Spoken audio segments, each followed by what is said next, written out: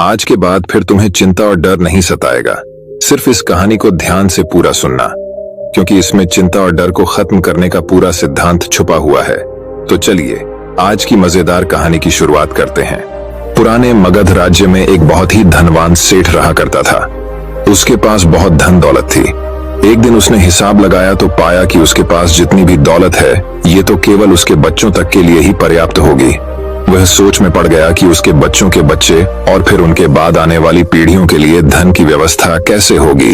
धन के अभाव में तो उनका जीवन बहुत मुश्किल हो जाएगा। इसी बात के बारे में सोच कर वह बहुत चिंतित रहने लगा। लेकिन उन्हीं दिनों तथागत गौतम बुद्ध मगध राज्य में पधारे। तभी उसे किसी ने बताया कि तुम गौतम बुद्ध की शरण में जाओ, वह तुम्हारी चिंताओं का समाधान अवश्य कर देंगे।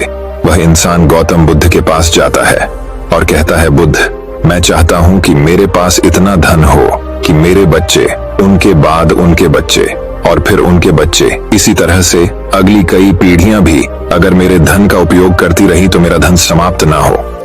गौतम बुद्ध मुस्कुराए और बोले, बिल्कुल ऐसा ही होगा, लेकिन उससे पहले तुम इस नगर के बाहर वाली झोपड़ी में रहने वाले परिवार को एक दिन के खाने की सामग्री देकर आओ। यह सुन वह बहुत खुश हो गया और तुरंत ही एक दिन के खाने की सामग्री से भरा थैला लेकर नगर की बाहर वाली कुटिया में पहुंच गया। वह जैसे ही कुटिया के अंदर गया तो उसने देखा कि कुटिया के अंदर एक बूढ़ी सास और उसकी जवान बहू है। बूढ़ी औरत बैठकर ध्यान कर रही थी और उसकी बहू रसोई में खाना बना रही थी। सेठ ने बहू की तरफ देखकर खाने की सामग्री का थैला आगे बढ़ाते हुए कहा, मैं इस नगर का एक अमीर सेठ हूं और तुम्हारे परिवार के लिए एक दिन के खाने का रास्ता लेकर आया हूं, इसे रख लो। यह सुन बहू ने मना करते हुए कहा, लेकिन हमारे पास आज के खाने की व्यवस्था है। सेठ ने कहा, इससे कल के खाने की व्यवस्था हो जाएगी। उस औरत ने कहा, माफ करें, लेकिन हम अगले दिन के लिए भी यह इकट्ठा करके नहीं रखते। हम रोज के खाने की व्यवस्था रोज ही करते हैं। ये सुनने के बाद उस सेठ ने सोचा, एक ये लोग हैं जो अपने कल के लिए भी कुछ इकट्ठा नहीं करते और एक मैं हूं जो अपने आने वाली कई पीढ़ियों के लिए धन इकट्ठा करने की चिंता में मरा जा रहा हूं। अब उस सेठ को समझ आ चुका था कि आखिर गौतम बुद्ध ने उसे नगर के बाहर वाली इस कुटिया में क्यों भेजा था। अगले दिन सुबह होते ही वह सेठ फिर गौतम बुद्ध के पास पहुंच गया और बोला, तथागत, आप जो मुझे समझाना चाहते थे अब मैं वह समझ चुका हूं, लेकिन क्या आप मुझे थोड़ा विस्तार से बताएंगे कि चिंता होती क्या है, यह कैसे पैदा होती है और इसका निवारण क्या है।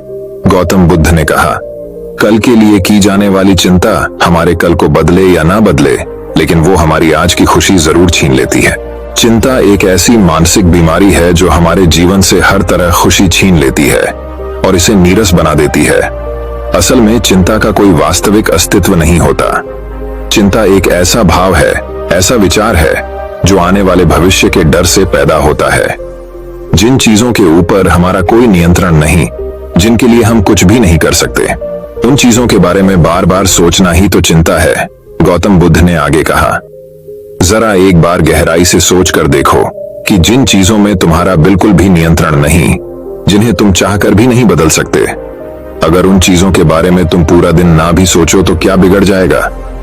उस इंसान ने कहा, बुद्ध, तो क्या आपके कहने का अर्थ यह है कि हम किसी भी चीज या घटना के बारे में सोचना ही छोड़ दें।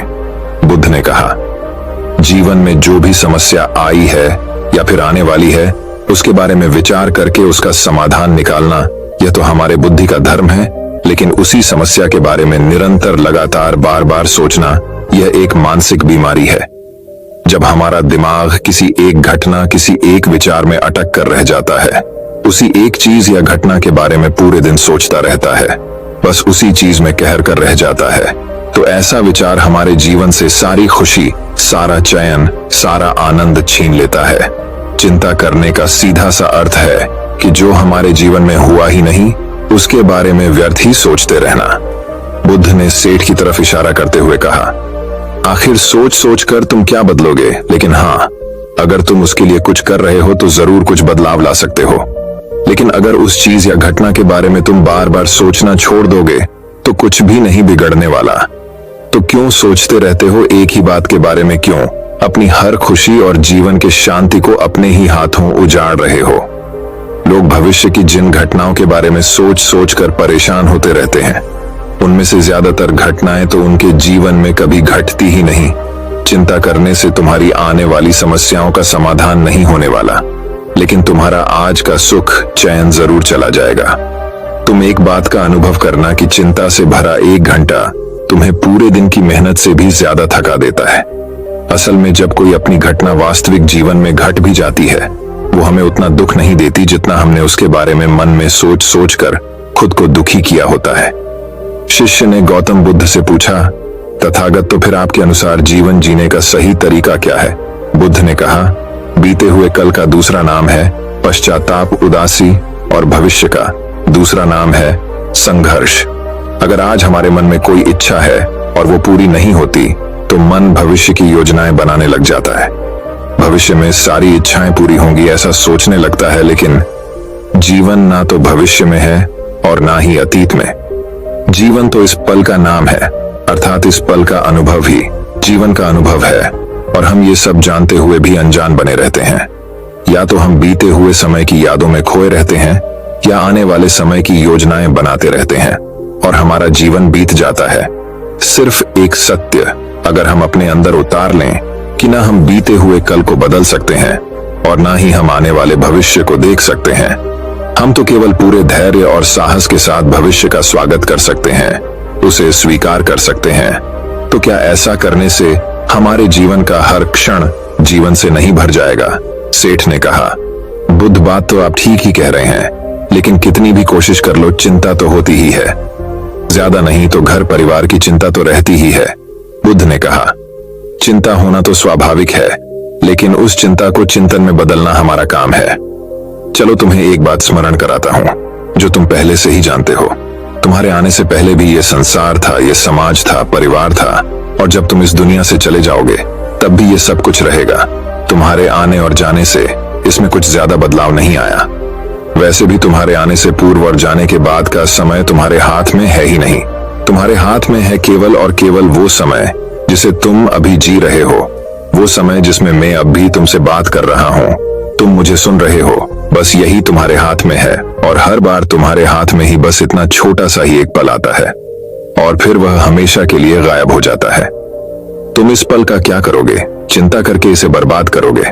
मैं तो यही कहूंगा कि हर इंसान को चिंतन करना चाहिए इस बात का कि कैसे इस समय का अधिक से अधिक उपयोग किया जा सकता है, कैसे अधिक से अधिक महान कार्य हम कर सकें, कैसे हम सब में आनंद बांट सकें। ध्यान रखना कि चिंता इंसान को उसकी चिता तक ले जाती है और चिंतन उसके मन को कुंदन बना देता है। सेठ ने कहा, बुद्ध, मैं आपकी बात समझ गया कि हमें जीवन को ज्यादा गंभीरता से न लेकर इसे पूरी ऊर्जा और आनंद के साथ वर्तमान में जीने की कोशिश करनी चाहिए। सेठ ने आगे प्रश्न किया, लेकिन बुद्ध, अगर कोई इंसान चिंता से घिर चुका है तो वो इससे बाहर कैसे आ सकता है? गौतम बुद्ध ने कहा, तुम कभी किसी बड़ी सुरंग से बाहर निकले हो? कितना भयानक अंधकार होता है सुरंग के अंदर। हमेशा ही ये डर लगा रहता है कि अगर इसके अंदर फंस गए तो क्या होगा, कैसे निकलेंगे इस सुरंग से ही। लेकिन अगर ध्यान से देखें तो सुरंग चाहे कितनी ही बड़ी क्यों ना हो, सुरंग के दूसरे किनारे पर हमेशा प्रकाश ही होता है, और उस प्रकाश तक वही पहुंच पाता है जो उस पूरी सुरंग को पार करके सुरंग के दूसरे दौर तक पहुंचता है। और ठीक इसी प्रकार हमारे जीवन में कई बार हम लोग खुद को निराशा और चिंता की काली सुरंग में फंसा पाते हैं, जहां से बाहर जाने का रास्ता नजर नहीं आता, और ऐसा लगने लगता है कि यह जीवन ऐसे ही समाप्त हो जाएगा। लेकिन ऐसी परिस्थिति में ठीक उस सुरंग की भांति इस निराशा और चिंता को समाप्त करने वाला आशा का प्रकाश उसे ही मिलता है, जो निरंतर आगे बढ़ता रहता है, जो लगातार प्रयत्न करता रहता है। इसीलिए अगर तुम्हारे जीवन में कभी भी उदासी और चिंता का पल आए तो रुकना मत, बस लगातार प्रयास करते रहना, तुम्हें सफलता अवश्य मिलेगी। अब तक सेठ गौतम बुद्ध की बातें समझ चुका था। उसने बुद्ध का धन्यवाद किया और वहां से चला गया।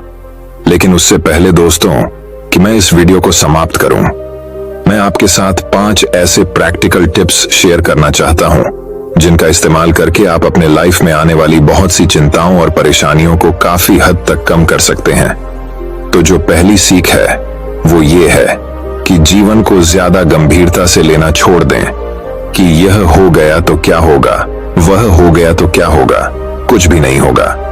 अगर कुछ हो भी गया तो आप उस परिस्थिति के अनुसार कोई ना कोई रास्ता निकाल ही लोगे। इस पृथ्वी को ब्रह्मांड में बनी हुई 450 करोड़ वर्ष पूरे हो चुके हैं, और अगर आप और मुझ जैसा कोई भी इंसान 100 साल चिंता करके चला भी जाता है तो इसमें इस ब्रह्मांड का कुछ भी नहीं बिगड़ने वाला। इसीलिए हर रोज खुद से ये बोलिए कि मुझे सिर्फ जिंदा नहीं रहना बल्कि जीना भी है।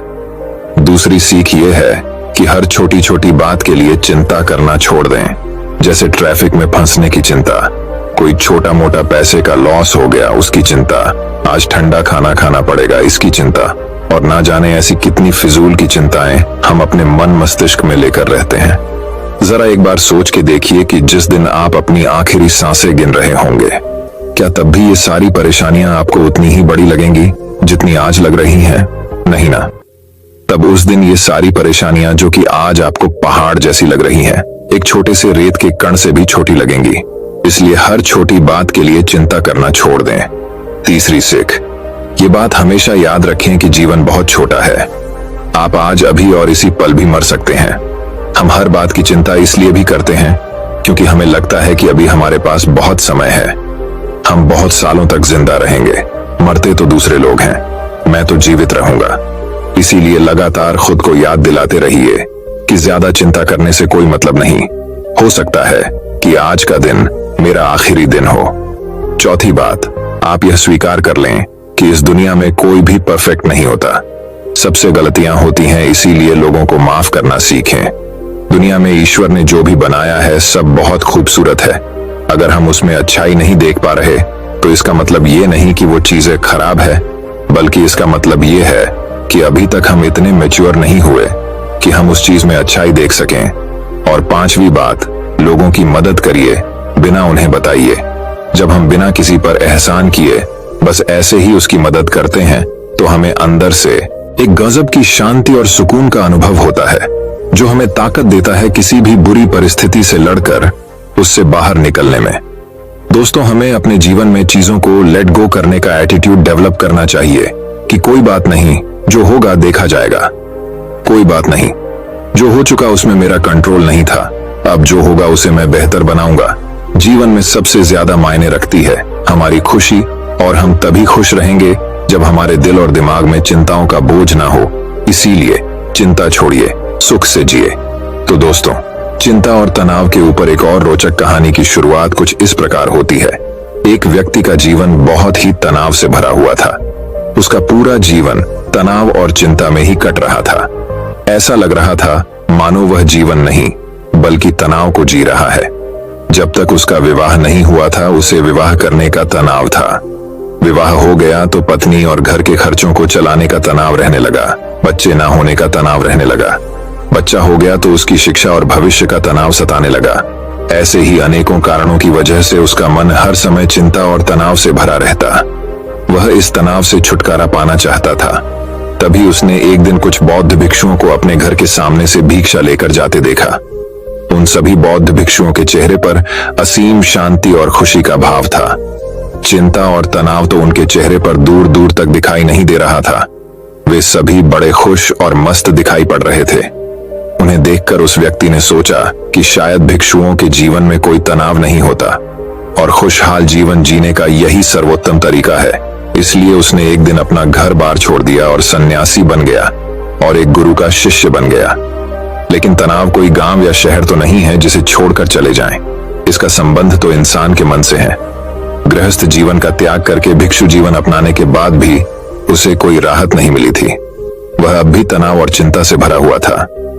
अब उसके जीवन में नए तरह के कामों को लेकर तनाव रहने लगा, जैसे आश्रम के नियम पालन का तनाव, शिक्षाओं को ग्रहण करने का तनाव, गुरु की आज्ञा पालन का तनाव, रोज भिक्षा मांगने का तनाव, और सभी चीजों के बीच में खुद को सर्वश्रेष्ठ साबित करने की होड़ लगी रहती थी।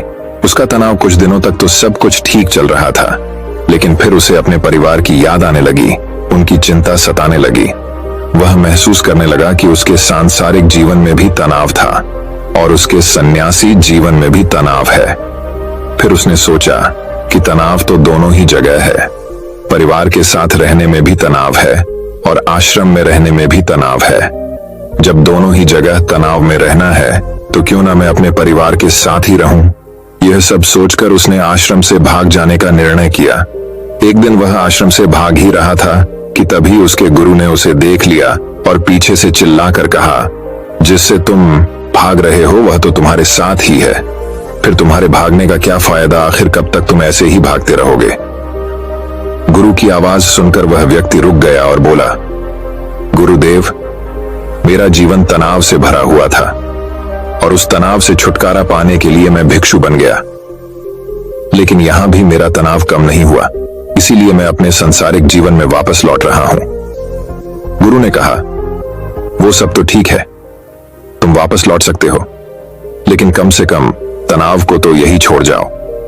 वापस सांसारिक जीवन में जाकर फिर उसी तनाव को लेकर घूमोगे तो यहां आने का क्या फायदा। किसी ने कहा, गुरुदेव, क्या ऐसा संभव है, क्या ऐसा हो सकता है कि मेरे जीवन का सारा तनाव गायब हो जाए। गुरु ने कहा, क्यों नहीं, ये बिल्कुल संभव है, लेकिन इसके लिए तुम्हें एक काम करना पड़ेगा। क्या तुम उस काम को करोगे? शिष्य ने कहा, जी गुरुदेव, आप बताइए तो मैं जरूर उस काम को करूंगा। गुरु ने कहा, तुम जाओ और किसी एक ऐसे व्यक्ति को ढूंढ कर लाओ जिसके जीवन में किसी भी प्रकार का कोई तनाव, कोई चिंता ना हो। अगर तुम ऐसे व्यक्ति को मेरे पास ले आए तो मैं तुम्हारे जीवन से तनाव और चिंता को हमेशा हमेशा के लिए खत्म कर दूंगा। गुरु की बात सुनकर वह व्यक्ति बहुत प्रसन्न हुआ और एक ऐसे व्यक्ति की खोज में निकल पड़ा जिसके जीवन में ना कोई चिंता हो और ना ही कोई तनाव। वह बहुत गांव में घूमा, कई नगरों में गया, बहुत से लोगों से मिला, लेकिन उसे ऐसा एक भी व्यक्ति नहीं मिला जो तनाव और चिंता से मुक्त हो। तनाव और चिंता की बात करते ही लोग गंभीर हो जाते और अपने जीवन की समस्याओं को इतना बढ़ा चढ़ा के बताते कि जैसे उनके जैसा परेशान और तनावग्रस्त व्यक्ति इस दुनिया में और कोई दूसरा है ही नहीं। ढूंढते ढूंढते सुबह से शाम हो गई, लेकिन उसे ऐसा व्यक्ति नहीं मिला जो पूरी तरह से तनाव मुक्त हो। फिर उसे एक समझदार व्यक्ति ने सलाह दी कि इस दुनिया में केवल शराबी ही एक ऐसा व्यक्ति है जिसके जीवन में कोई चिंता, कोई तनाव नहीं होता। इसीलिए तुम एक शराबी को ढूंढो और उससे पूछो। जिसने उस व्यक्ति की बात मान ली और बहुत खोज मशक्कत के बाद एक ऐसे शराबी को ढूंढ निकाला जो हर समय शराब के नशे में धुत रहता था। उसने उस शराबी से पूछा, मैंने सुना है कि तुम्हारे जीवन में कोई चिंता, कोई तनाव नहीं है, क्या यह बात सच है? शराबी ने लड़खड़ाती हुई जबान से उत्तर दिया, तनाव ये क्या होता है, ये किस चीज का नाम है, मुझे नहीं पता। यह सुनते ही शिष्य की खुशी का ठिकाना न रहा। उसने सोचा, चलो दिन भर मेहनत करने के बाद अंततः वह व्यक्ति मिल ही गया जिसकी मुझे तलाश थी। शिष्य यह सब सोच ही रहा था कि तभी शराबी फिर बोल पड़ा, मुझे बस इस बात की चिंता सताती रहती है कि मुझे शराब कहां से मिलेगी, शराब के लिए धन का इंतजाम कहां से होगा। क्या तुम्हारे पास कुछ धन है? मैंने अपनी पत्नी से सारा धन छीन लिया है, लेकिन क्या तुम कुछ मदद कर सकते हो?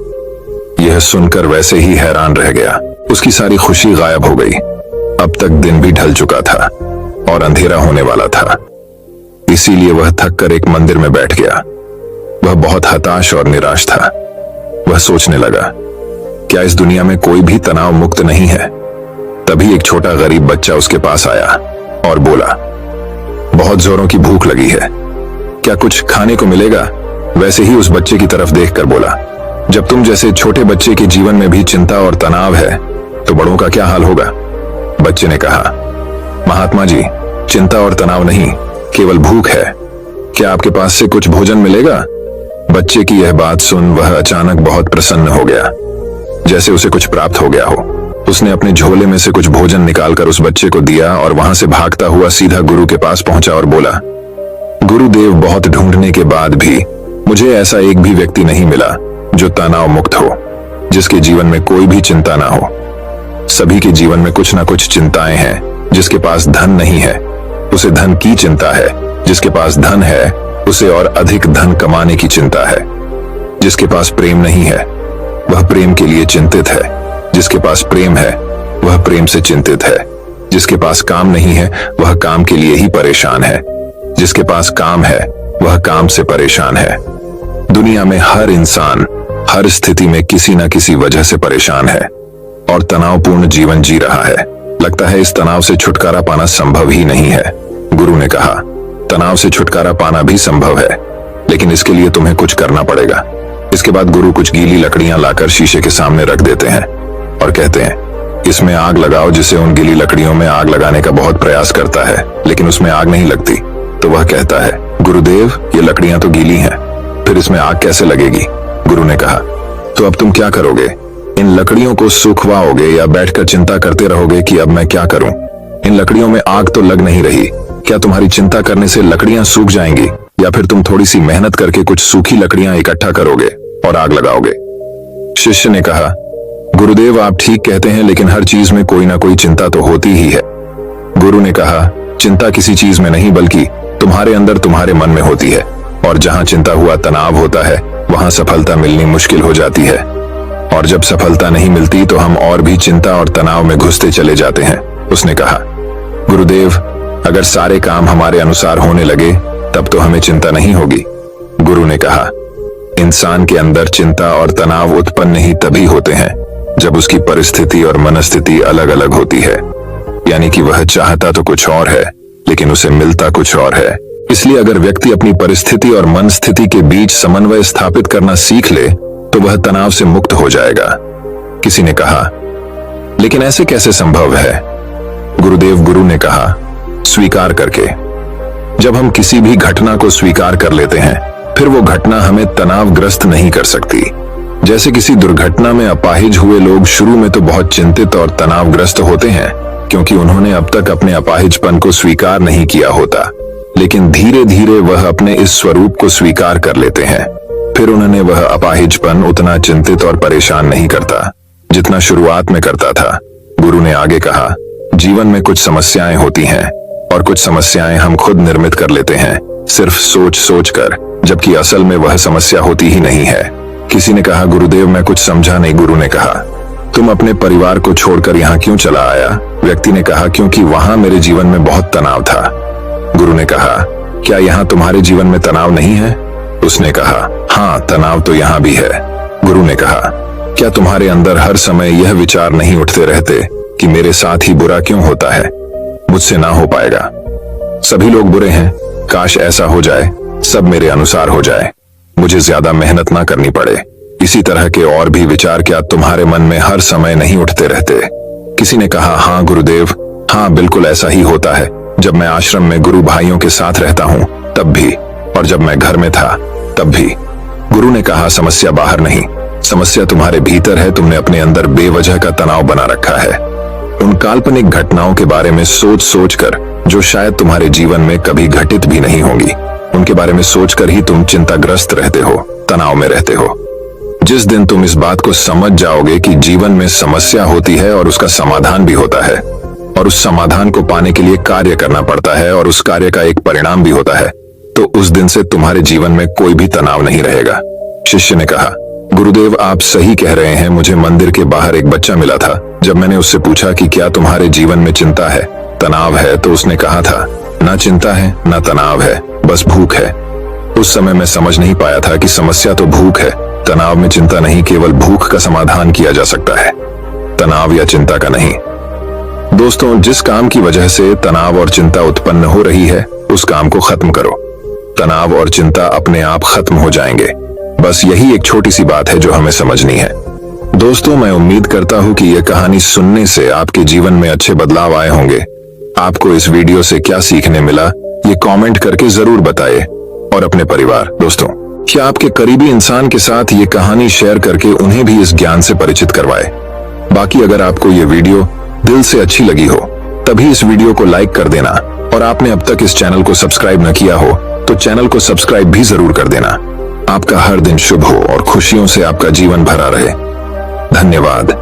नमो बुद्धाय।